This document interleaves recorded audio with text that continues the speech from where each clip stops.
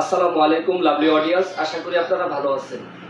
বাংলাদেশ এই মুহূর্তে অস্ট্রেলিয়ার মাঠে অবস্থান করতে আছে এবং অস্ট্রেলিয়ার মাটিতে প্রায় দীর্ঘ 23 বছর পরে বাংলাদেশ তাদের দেশে পৌঁছাইছে এবং তাদের দেশে আজকে প্রথম দিন অনুশীলন করেছেন এবং আগামী 13 তারিখ থেকে শুরু হবে মূল টেস্ট সিরিজ। দুটি টেস্ট অস্ট্রেলিয়ার এগেনস্টে, চারটিখানি কথা না, টেস্ট খেলা ভাইয়া। তো এই অস্ট্রেলিয়ার এগেনস্টে টেস্ট খেলতে হলে ওই অ্যাপ্রোচ, ওই গতি নিয়ে খেলতে হবে বাংলাদেশের এবং সব কিছু মানিয়ে নেওয়ার জন্য আজকে টেস্ট সিরিজের অনুশীলন চালিয়ে গেছে এবং মূল প্লেয়াররাও নেটে বল করছে। ভাই, অস্ট্রেলিয়ার কন্ডিশন কিন্তু খুবই শুনশান, আপনারা দেখেন জানেন। তো যেহেতু ওই মাটিতে একটু বাউন্সার বেশি এবং সেই সাথে বাতাসও বেশি, একবার শুনশান থাকলেও বাতাসটাও প্রবাহ, সুতরাং মানিয়ে নিতে আছে প্লেয়াররা। যাতে অনেক প্লেয়ার নাই এই মুহূর্তে, মুস্তাফিজ নাই, নাহিদ রানা নাই এবং অন্যান্য প্লেয়ার্সরাও নাই এই মুহূর্তে।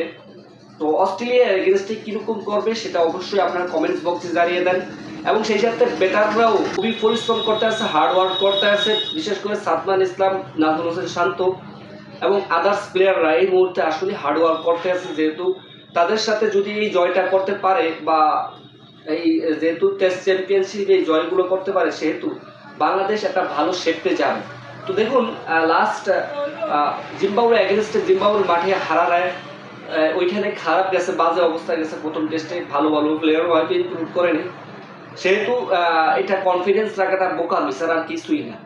যদিও এখানে আবার নতুন নতুন প্লেয়ার, ভালো ভালো প্লেয়ারও নাই, তাহলে কিভাবে আশা করি অস্ট্রেলিয়া এগেনস্টে জিতবে বাংলাদেশ? অস্ট্রেলিয়া তো হার্ড প্লেয়ার নিয়ে নামছে ভাই। এগুলো আমাদের টেকনিক্যালের সমস্যা এবং আমাদের বিশ্লেষকদের সমস্যা, সেহেতু আমাদের এই ভালো ভালো প্লেয়াররা আমরা খুঁয়ে নিয়েছি হাতের থেকে। যাই হোক, এন্ড অফ দ্য ডে বাংলাদেশের সাপোর্ট করে বেড়াবেন। যেহেতু দীর্ঘ 23 বছর পর অস্ট্রেলিয়ার এগেনস্টে খেলা, সেহেতু অবশ্যই চোখ রাখবেন। আগামী 13ই অগস্ট থেকে শুরু হবে এবং এটা কিন্তু টেস্ট চ্যাম্পিয়নশিপ। যদিও বাংলাদেশ নিউজিল্যান্ড এগেনস্টে তাদের মাঠে খেলায় উইন করেছে এবং পাকিস্তানের এগেনস্টে তাদের মাঠে তাও উইন করেছে, দেন বাংলাদেশে আনার পরে তাও বাংলাদেশ উইন করেছে এবং আপনারা তো জানেন ওয়ানডেতে অস্ট্রেলিয়া এগেনস্টে অস্ট্রেলিয়াকে হারিয়ে দিয়েছে, সেহেতু অবশ্যই কিছুটা হলেও কনফিডেন্ট রাখতে পারেন। সো মানিয়ে নিতে আছে, অনুশীলন করতে আছে, এটা ভালো দিক এবং যাতে আমরা যেন মূল খেলায় যেন সেই ঝলকটা আমরা বাংলাদেশ থেকে অবশ্যই কিছুটা হলেও আশা রাখি। সুতরাং বাংলাদেশের জন্য শুভকামনা থাকবে আগামী টেস্ট সিরিজের জন্য। That's all.